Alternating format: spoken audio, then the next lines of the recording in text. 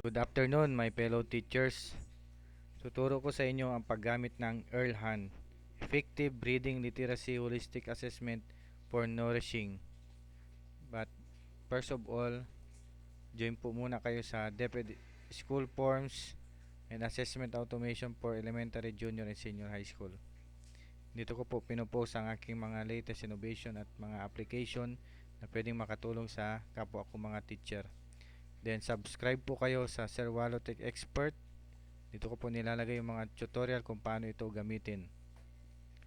Then pwede po kayo mag-join sa wallopixexpertblogspot.com na kung saan ay maraming mga helpful links or page na pwede makatulong sa ating mga teacher. Then next, text to speech.online. Dito po pwede kayo maglagay ng word na i-convert sa audio na pwedeng gamitin sa Earlhan pang grade 1 and grade 2. Yan na po, mag-start na po tayo. Then ito po yung pinaka main page. Kapag clinic nyo po yung get start, mapupunta po kayo dito sa po natin. Yan, student login page. Back po natin. Pag dito naman po sa baba, ito po yung para sa mga assessor, mga mag-a-assess na teacher o principal. Yan, dito na po tayo. Meron po tayong pinaka main na admin, or kung bago pa lang po kayong assessor, mag-a-assess, pwede po kayo mag-create. Lagay lang po kayo ng 7 numbers, 3, 4, 5, 6, 7. O gawin na lang po natin 1, 2, 3, 4, 5, 6, 7. And then 1, 2, 3, 4, 5, 6, 7. Login. 1, 2, 3, 4, 5, 6, 7. Yan. Then dito po, kailangan nyo mag-upload ng SF1 na galing sa LIS. Then pag meron na po na-upload, pwede po kayo mag-proceed to dashboard. Let po maglagin tayo 1, 2, 3, 4, 5, 6, 7. 1, 2, 3, 4, 5, 6, 7. Ayan. Dito po, meron tayong manual correction para po to sa Filipino language, na kung saan kapag nabanggit po ng ating learners yung isang, minsan ang nagiging sang ang nadidetect po ng voice. Yan, pwede po tayo mag-add po ng maraming correction tulad po ng eskwela, skula. Yan, ito po nangyayari para po i-correct nya. Then next, manage student. Ito na po yung mga na-upload nating student, grade 1 to grade 4, 7. Then try po tayo ng ito, grade 1. Lagyan po natin tayo dito, log out po natin to.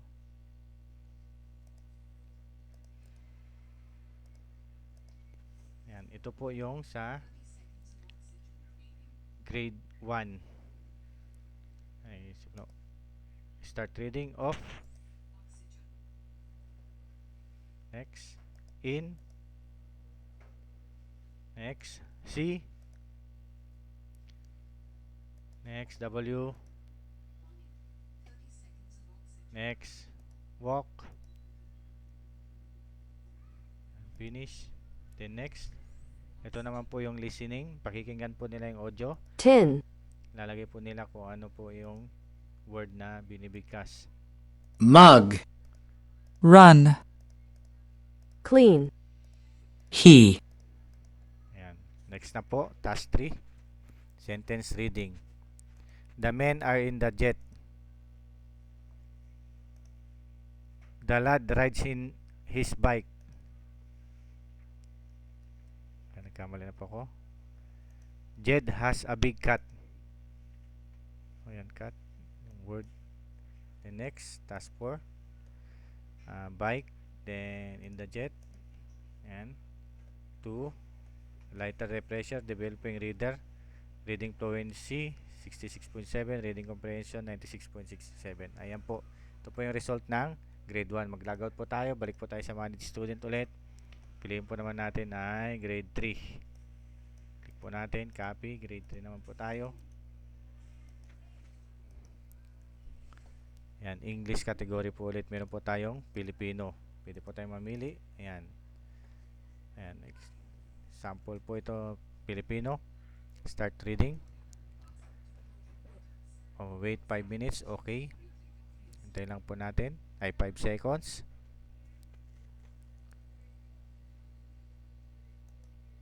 Ayan. 4, 3, 2, 1. Ngayon araw ang kaarawan ni Hiro. Nireguluhan siya ng kaniyang ina ng bisikleta. Kinabukasan araw ng linggo pagkatapos magsimba ay inihanda ni Hiro ang kaniyang bisikleta upang ipahiram sa nakababata niyang pinsang si Tino. Napagkasunduan kasi nila na pahiram ni Hiro kay Tino ang bisikleta. Matagal na rin kasi pangarap ni Tino na makasabay sa bisikleta. Tuwang-tuwa ang pinsan nito, masayang masaya si Tino na nakapagbisikleta siya gamit ang bisikleta ni Kuya Hiro. Yan, click nyo na po yung finish. Yan, omission 4, insertion 4, repetition 0, accuracy 64. Yan. Then makikita po natin dito, correct yung green, mispronounce yung orange o yellow, repetition omitted yung bisikleta, Tino, Hiro, tuwa, then insertion yung gray. Yan, bola, nila, yan. Then take quiz na po tayo. Yan, wala na po natin. Sample. Mabilis. Ay, pinsan Hiro. Yan. Ayan. Yan, ang sagot, your 2 out of 5, prostration. Once na prostration po kasi ay prostration na po talaga. Yan, prostration, then back to reading. Okay na po. Mag back to reading, yan. Next student na po kayo. Lalagout nyo lang po. Pwede na kayo mag-next student, and pwede rin po gamitin ito ng mas marami pang student. More than 10 or 15. Depende po sa gagamitin yung router at laptop or computer. Na pwede po nila itong gamitin sa kanila pong tablet or laptop. Basta same po yung router na pinagkunikan. Example po, Windows R, CMD. Ayan. Ito na po yung lalabas na default gateway na kakopy nyo lang po ito.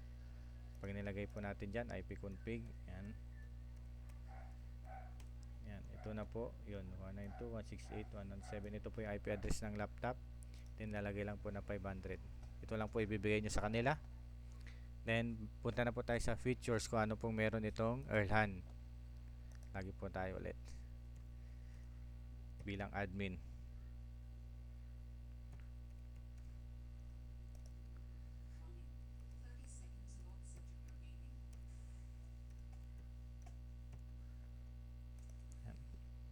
Yan, meron po tayong upload a story.